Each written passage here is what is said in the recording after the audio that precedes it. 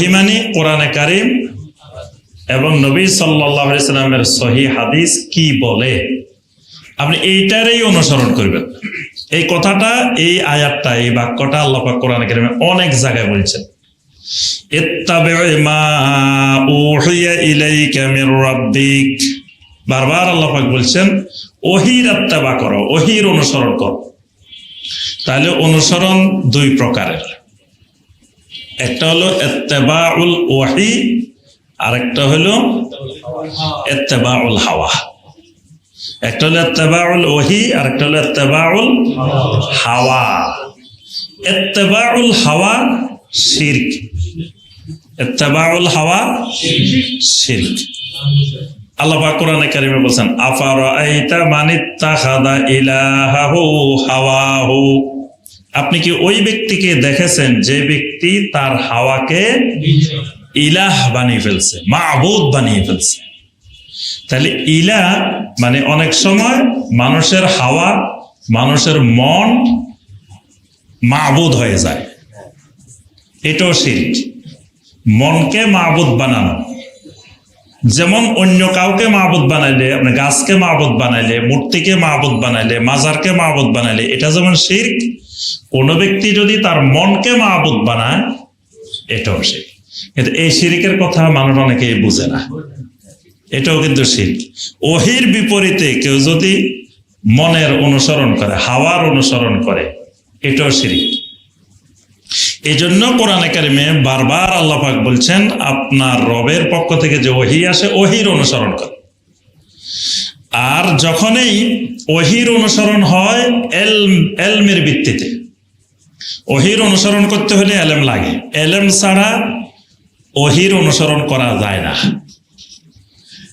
আর হাওয়ার অনুসরণ করা যায় কিসের মাধ্যমে?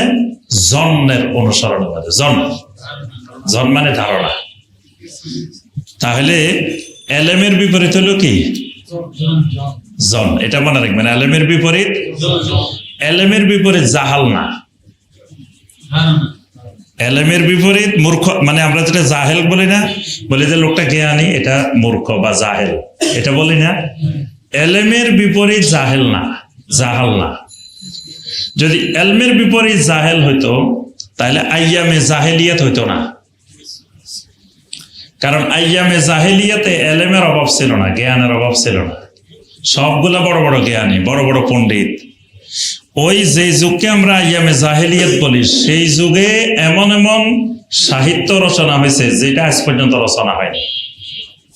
সেই যুগের মানুষ গোবর দেখে বলে দিতে পারে যে ওটা এটা কোন এলাকার, গোবর পরীক্ষা করে বলে দিতে পারে যে ওটা এটা কোন জায়গার। তাহলে কেমন বিজ্ঞানী দেখছেন। তারপরে পা দেখেই বলতে পারে, পায়ের রেখা দেখেই বলতে পারে এটা কার পা। আমরা আজকে আধুনিক যুগে ফিঙ্গার প্রিন্টের কথা কইতেছি, জাহেলি যুগে তো খালি ফিঙ্গার প্রিন্ট না, ফুট প্রিন্টও ছিল, পায়ের প্রিন্টও ছিল, খালি আঙ্গুলের না। তাহলে তারা কত আগানো ছিল ওই আমলে।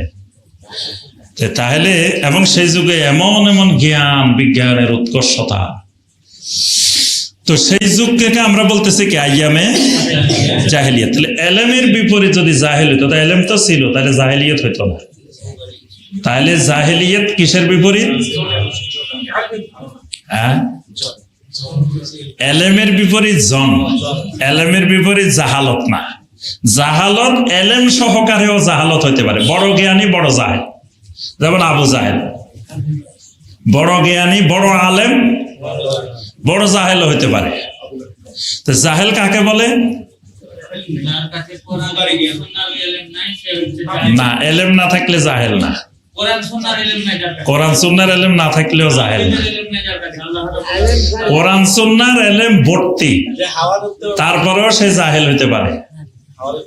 যুগে যুগে ওই যে লোকটা মূর্তি ঢুকাইছে আল্লাহর ঘরে, এর নাম কি? আমর ইবনে লুহাই আল খুজাই। এটা আপনারা সবাই মুখস্থ রাখবেন, আমর ইবনে লুহাই। তো এই লোক তো ওই জামানার সবচেয়ে বড় আলেম, কিন্তু সে বড় আলেমও বড় জাহেলও।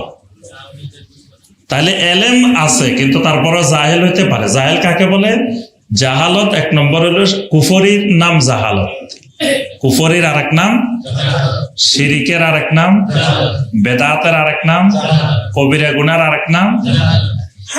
যারা শিরিক করে এরা জাহেল, যারা কুফরি করে এরা জাহেল, যারা কবিরা গুনাহ করে, কোরআনে দেখবেন অনেক জায়গায় আছে ওয়ামাইয়ামাল সুআম বিজাহালাতিন, যারা জাহালতের কারণে গুনাহ করে, গুনাহগারকে আল্লাহ জাহেল বলছে। কোরআনে যত জায়গায় জাহেল বলছে, জাহেল মানে গুনাহগার। তো এজন্য জাহেল মানে লেখাপড়া জানে না এমন না, এই জায়গায় মানুষ ভুল করে পৃথিবীতে। আমরাও আগে যখন মাদ্রাসায় পড়তাম তখন আমরা এলেমের বিপরীত লিখতাম জাহাল, আলেম জাহেল, বিপরীতাত্মক শব্দ আসে না বিপরীত শব্দ লেখার জন্য, তা আমরা লিখতাম আলেমের বিপরীত জাহেল, জাহেলের বিপরীত আলেম। পরে আমরা যখন ইউনিভার্সিটিতে গেছি, তো প্রথম আমাদের এক উস্তাদ ছিলেন প্রফেসর ডক্টর আবু মোখলেসুর রহমান রাহিমাহুল্লাহ, মারা গেছেন আমার এই উস্তাদ।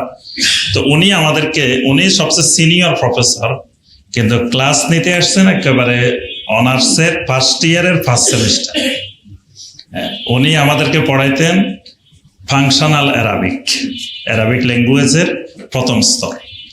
তো এখানে পড়াইতে গিয়ে আমাদেরকে জিজ্ঞাসা করছেন যে আলেমের বিপরীত কি, তা আমরা বললাম জাহেল। তো বলছে এতদিন যেটা পড়ে এসছে এটা ভুল, আলেমের বিপরীত জাহেল না।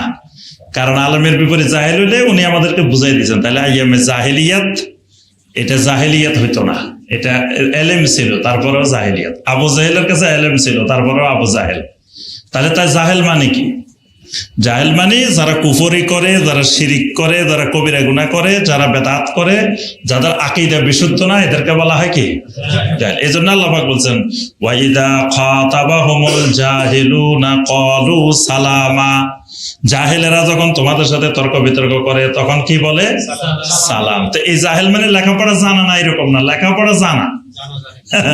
আমার কাছে ওই দিনও একজন আসছে উত্তরা, আসি কয় আমার লা হাওলা ওয়ালা কুওয়াতা ইল্লা বিল্লাহ জিকির শিখেছি, আমি শিরিক করছি। আমাকে আসি ধরছে, কয় আপনি এই জিকির শিখাইছেন জনগণকে লা হাওলা ওয়ালা কুওয়াতা ইল্লা বিল্লাহ, তো কই এই জিকির কি কোরআনে আছে? তা আমি কই কোরআনে থাকবে কেন, কোরআনে কি সব জিনিস থাকা লাগে? এটা হাদিসে আছে। তো হাদিস কি কোরআনের বিপরীত? তা আমি কি বিপরীত হবে কেন? আপনি জিকির শিখানোর পরে আমি পুরা কোরআন খুঁজছি, পরে সূরা আল কাহাফের মধ্যে পাইছি, সূরা আল কাহাফে আছে কি লা কুওয়াতা ইল্লা বিল্লাহ, মাশাআল্লাহ, লা কুওয়াতা ইল্লা বিল্লাহ, এখানে তো লা হাওলা নাই। তাহলে আপনি আল্লাহর জিকিরের সাথে আপনি যোগ করছেন, লা হাওলা যোগ করছেন। আমি কি এটা তো আমি যোগ করি না, এটা তো আল্লাহ রাসূল যোগ করছে। যে যোগ করুক হে শিরিক করছে। কি ভয়াবহ কথা দেখছেন, মানে আল্লাহ রাসূলও শিরিক করছে। আল্লাহ রাসূল কেন যোগ করছে? কয় কোরআনে আছে লা কুওয়াতা ইল্লা বিল্লাহ, আর জিকির শিখাইতেছেন আপনারা মানুষকে লা হাওলা ওয়ালা কুওয়াতা ইল্লা বিল্লাহ। লা হাওলা তো নাই কোরআনে, যেটা নাই কয় এটা মানুষের শিখান গেল। আমি কই ভাই আপনার সাথে আমার আর কথাবার্তার দরকার নাই, আপনার রাস্তা ভিন্ন, আমার রাস্তা ভিন্ন, আপনার থেকে সালাম। তো তাহলে এই লোক